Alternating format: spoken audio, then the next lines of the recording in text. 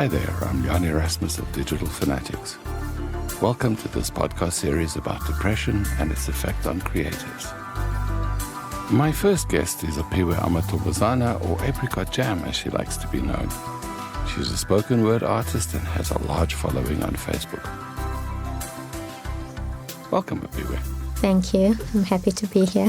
Apiwe, you also suffer from depression. Tell me about it. I started realizing that I'm depressed at a very young age in my life. I didn't have the language for it. I didn't know how to articulate it. So it's only now that I'm an adult that I've come to realize that I have a medical disorder, and that has been caused by a variety of things that I have experienced in my life that have triggered me into a state of severe mental illness. So that is coupled with anxiety, just finding it difficult to bearably live. And I've just always had this feeling of sadness, like a deep, heavy sadness that I haven't been able to shake off. So once I had consulted with doctors at a point in my life when I was in denial about it as well because of stigma and all of that. But once I got over that and I got the right doctors and the right counselors, I understood that I am depressed. How long ago was this?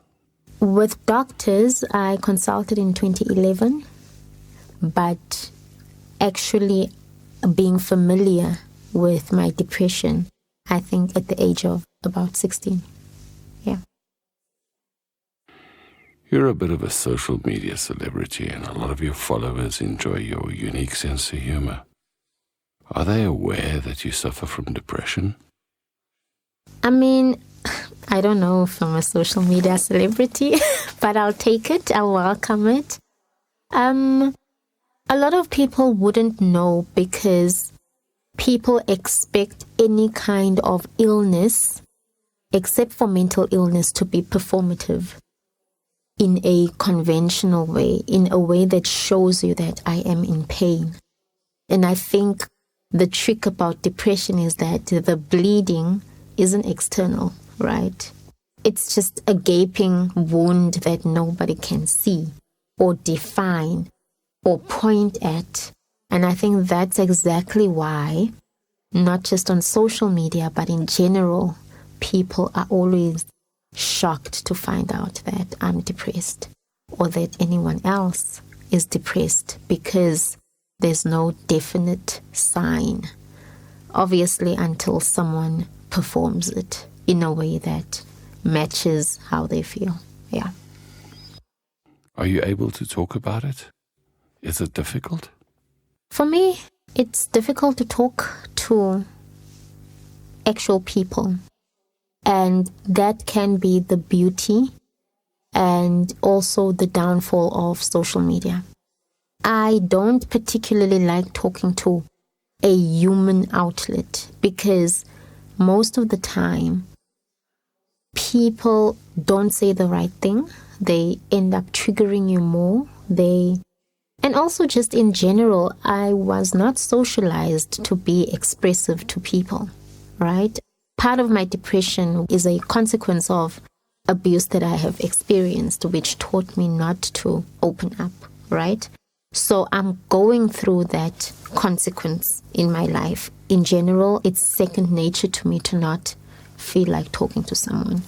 So the social media space is virtual in that it does not create real people. There's no realness in that space. And although, yes, people are real and the people we talk to are real and the conversations that we have are of importance, but it's a virtual world and I can be whoever I want to be. And I think that's what makes it easy for me to communicate and say, today I'm feeling depressed, because the reaction is virtual. More than someone who's going to be here asking me to talk about it, asking me to what's wrong, and go on and on and on. You have a very active Facebook page and you must get a lot of inboxes. Does the topic of depression come up often? Yeah. So my social media page, as much as it is humor-led, and sometimes I touch on controversial topics, but I have tried my best to construct it in a way that it is safe for people, particularly women, because we don't have that many safe spaces. So I try. Most of the time when they do inbox me, it is because of hardships that they are experiencing, and for the most part, depression-based or mental illness-based rather. And it's a trigger sometimes, but also I have learned to equip myself because I generally want to make the world a better place. So I have equipped myself with understanding that whatever story I am told is not about me. So I try not to internalize that so that I can reciprocate constructively without having myself too involved. But I manage that as well, that when it does get too much, I take a 6-month break. I knew very little about depression when I started this podcast series. To get up to speed, I watched a lot of TED Talks. The videos really got to me. After one particularly heavy session, I couldn't leave the flat for 3 days. The not leaving the flat for 3 days for me is staying off social media for 6 months. Because it becomes too much. The stories, the things that people share with me. And remember, they're also sharing with a virtual person. Some of them have not met me beyond the keyboard. You know what I mean? They just communicating to someone that they don't know. And there's some therapy in social media. It's not, obviously, it can induce depression. It can induce mental illness. But to a point, there's therapy in that space. You were telling me about Instagram. For someone who's unemployed or experiencing financial hardship, pictures of people having breakfast in Dubai or buying a fancy car must be very triggering. Yes. Also remember that we are not living in a first world country, right? We are living in a society that is not economically catering for everyone. So it's very unequal. And this country in particular has so many unemployed people who have so much riding on them. And the thing about social media is that it does not regard this. It does not regard the kind of background you come from. You will, if you are on Instagram, you will see pictures of sunlight. My friends and I say there's always sunlight on Instagram. The people on Instagram bath every day. Every single day, they look pretty, their nails are done, they have bathed, they have their Apple cell phones and all of that. So it's this world that is pretend as if life is perfect. It's this world that might make you feel like you're not progressing fast enough. And forgetting that the people on Instagram are just regular, but it paints a different picture. And before I go on, I did say in our discussion earlier that Facebook and Twitter have become a little bit more different in that they are more content-led. But in a visual space such as Instagram, all you see is that people's lives are far better than yours. And that can make you feel some type of way. Back in the day, we had soap operas showing folks in big mansions living a glamorous life. In a way, Instagram perpetuates a similar illusion, just on a more personal level. And the thing now, which is ironic, our parents, or not even our parents, just a couple of generations back, the magazine was Instagram, right? Right. We had magazines. You Magazine would show you all the latest fashion trends, and Drum Magazine. But now, because a magazine does not give you immediate feedback or it does not talk back, Instagram does, Facebook does, Twitter does. it engages you. So it isolates you from people even around you. I won't go to you and say, Leon, look at this. I'll just engage it with the people on there, right? And I think that's very ironic about the cyberspace on its own, in that it creates a world that you will be stuck in, and it will make certain that you isolate yourself from your surroundings. And that can be scary. Yeah. Social media is very addictive. It is very addictive. Look, I have an addictive personality. This morning, for example, I checked my messages on Facebook. 45 minutes later, I was still there. Yeah. For me, Facebook is like the lotto. I scroll through all the posts and the shares and the GIFs and the memes, hoping to hit the jackpot. Yeah. Hoping to find something to validate me being there. But most of the content is either clickbait or just cat photos. There's actually a study, I can't remember what it's called, but this professor did a study of how, if let's say I post a picture of myself and I get 100 likes, there's literally a chemical... Dopamine. Yes, that rises in me, that is pumped up even more. And then that balances out, or it decreases if my picture doesn't get likes. And I'll react to that negatively, and I'll feel sad or feel some way about it. And that's really telling, because I usually say to my friend, I worry about the day that the world just goes through a global load shedding and there's no more Facebook for like a month. I think people would really go out of their minds. Right. I'd like to ask you a question with regards to local culture. In Zulu, and I speak under correction here, there is no specific word for depression. The word washlanya is used. It means madness. So are all mental disorders, schizophrenia, OCD, bipolar, depression, etc., are they all classed the same? I want to first remove it from just the Zulu nation, right? I'll say in the African society, rather, or Black people's society. Depression, in the language in which we articulate it, which is English, obviously, is not something that we conventionally relate to, right?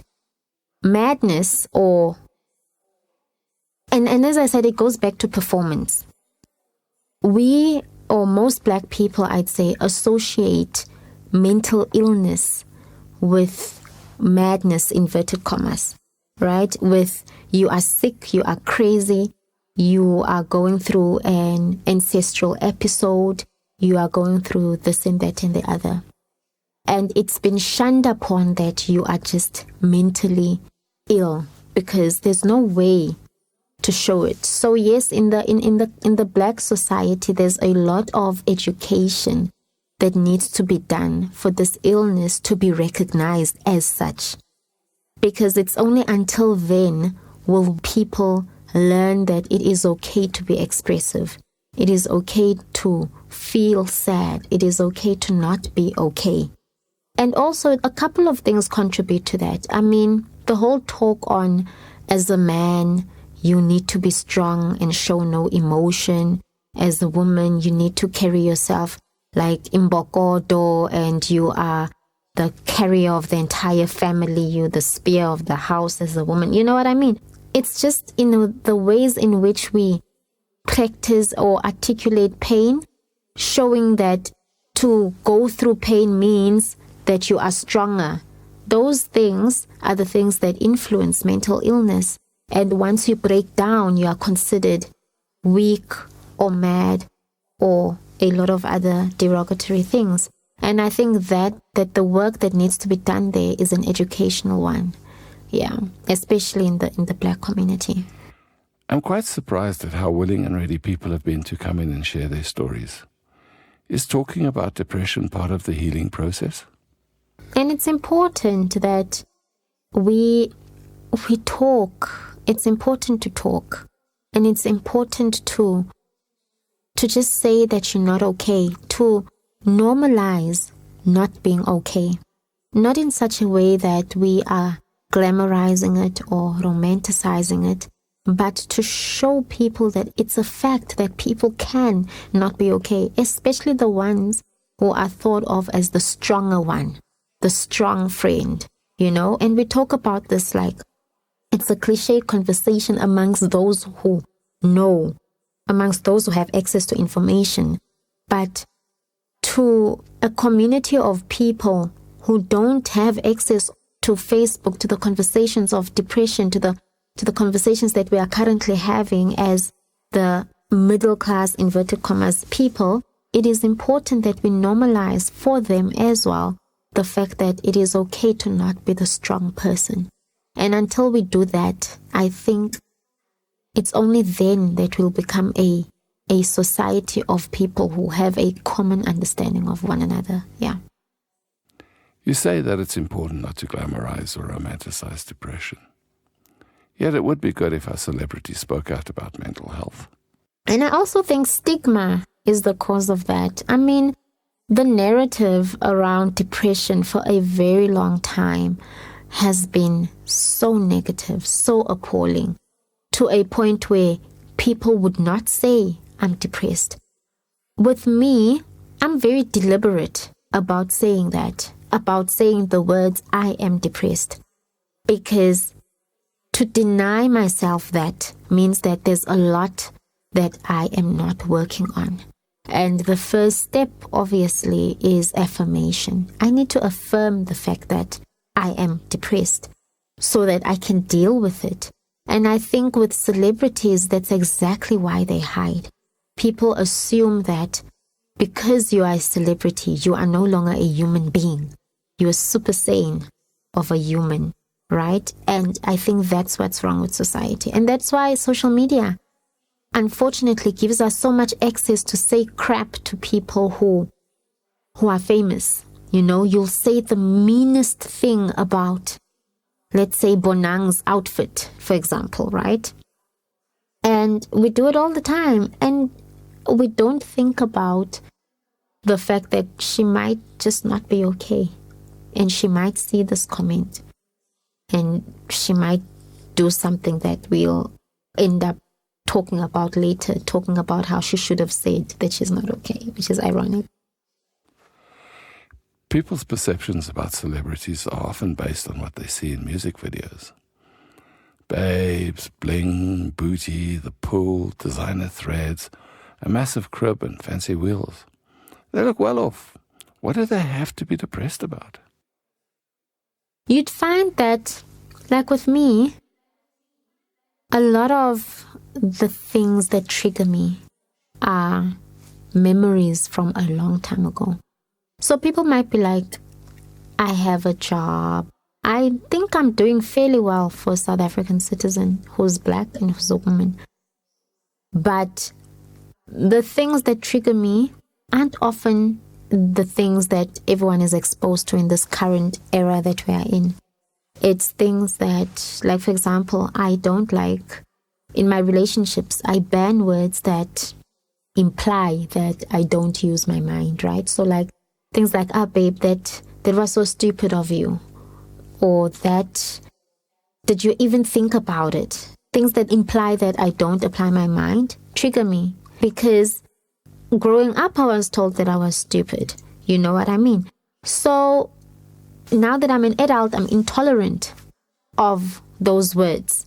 And I'm just like, don't say that to me. That's a deal breaker for me, for you to say that I'm stupid. Use another word. And I've been lucky enough to have people who are very welcoming to my triggers, who say, for so long as I've expressed myself, they're happy to adjust their language around me and things like that. Back in the day, I played in a band. One of our members was dyslexic, and he'd obviously been ridiculed at school and often told that he was stupid. I remember an incident where someone said something like, "Oh, come on, man, don't be stupid." This guy got so irrationally angry and just stormed out of the rehearsal room. And then the people don't notice the nuances in between. Because, like, I make fun of people all the time, right? So it's hard to tell. It's hard to say, like my friends will say, but you say stupid all the time. And I'll be like, I never say stupid. You assume I say stupid because of my character. You assume that I tell people that they are stupid. So I think when people tell me that, but you use stupid, you use these words all the time, I'm like, if you can pull the files, let's talk about it. I don't say people are stupid, but you think because I'm funny and I usually use certain words. So I'm like, I'll opt for idiot. I'm just like, you idiot, and we laugh and we laugh and we laugh, but not. So, I mean, like, I don't use the words that trigger me. Yeah. All right, Apiwe, have we missed anything? I think what we may have missed is the fact that children go through depression as well. Children don't know how to speak for themselves. So you'll find that the boy or the girl who's a bully at school is going through the most, and they don't know how to voice it. And depression is not something that you can voice. Not everyone can voice it, right? So I think check on children, communicate with children, be kind to children, because it is at that stage of their lives that determines the way that they will reason as adults. And that's a very impressionable time as well.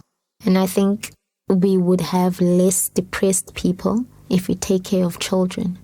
That's the foundation of a person. So that's the one thing I can take out of this. I would like to say to the Black community that depression or mental illness or just self-expression is not a white people thing. It is thought of as Black people as if you are going through white people problems, when it's not. It's a human problem and it needs to be fixed. That's what I can say. And then lastly, I'd like to tell Black men in particular, because they've been socialized to not express themselves as a way to measure their manhood. And I would like to break that stereotype and tell them that it is okay to cry, it is okay to ask for help, and it is okay to feel helpless. And then it's okay, like it's okay. Yeah. I want to ask you something else. How do people respond when you tell them that you suffer from depression? Do they understand? Or do they dismiss you by saying things like, oh, come on, Apiwe, life's not that bad. Look, we're all going through a rough time. Go to a movie. Go have a drink. There's a lack of understanding, which is why there's a need for education. In my real life with the friends that I have, they're more understanding, right? On social media, because it's different people, I've had to learn to understand that I'm dealing with different people. Essentially, or the core of it all is not inaccurate. It's not a cure to depression, but a way to manage depression is to distract yourself, right? So when they say, go to a movie, do this, do that, I take that as in I must distract myself. But I always take a moment to educate them and tell them that you are being dismissive in these ways. And then I talk them through it, that you need to be a little bit more kinder and a little bit more understanding, because what you are saying can trigger me even more, although I am assuming it's coming from a good place. Otherwise you wouldn't have taken the time to give me a solution on how to deal with how I'm feeling today. Because social media has a variety of things. I'm mostly on Facebook. When I announced that I'm depressed, this friend reacted with the laughing emoji on a day that I was so sensitive. So I asked them to retract it because it's not making me feel well. I'm not understanding why you are laughing. So they told me that it's because they thought I was talking about it jokingly in such a way that because I joke all the time, So I said, no, that's not the case. So there's always a need to educate people when they say things that might make you feel as if you are being dismissed or invalid. But Apiwe, you have so many friends and followers on Facebook. Where do you find the time to educate all of them? Firstly, I have the patience. I have the patience, I make the time, because I've opened my space to be of the nature of us engaging each other and talking about things, right? And because I've dedicated my time to that, I don't find it challenging at all. I've also created, which is why they go into my inbox, because they know if they can't catch me on the wall, they'll just go to the inbox because I've given them that platform. So I really don't find that challenging. The managing part of it is pretty easy. I mean, I'll have like 10 posts, more than 10 in a day, where I talk about different things, right? And I think I've created such a beautiful community or family on Facebook that if I'm not commenting, if I'm not engaging them, because I'm not the only person who has a solution, or sometimes I don't have a solution, then they engage each other.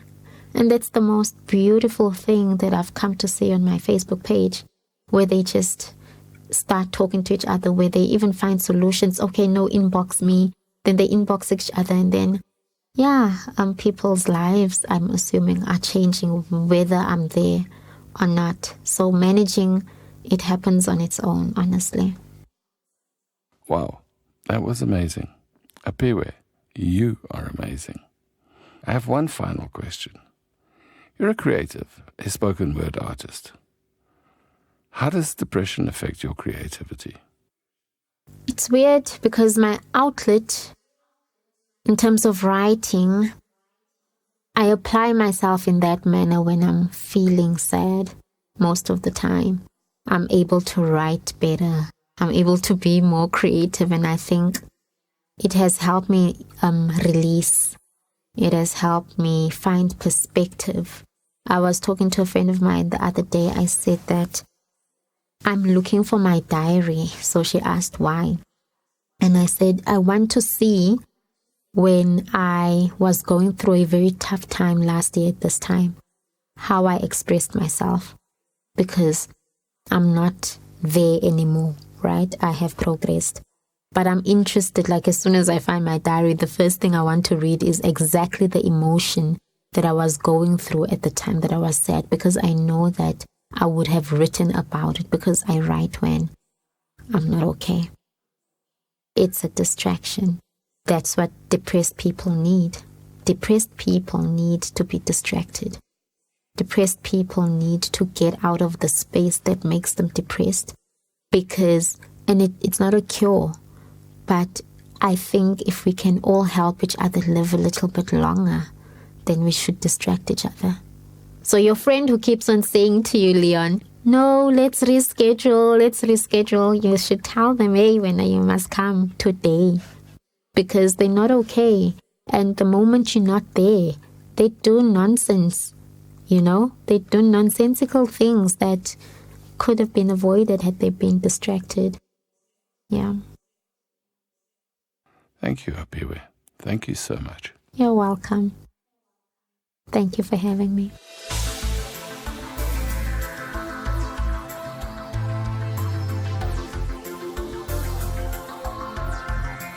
This podcast was recorded, edited, mixed and mastered at the Digital Fanatic Studio in Gallo Manor. For more information, visit our website www.digitalfanatics.co.za or check out our YouTube and Facebook pages. A special thanks to Rian Jacobs for the artwork.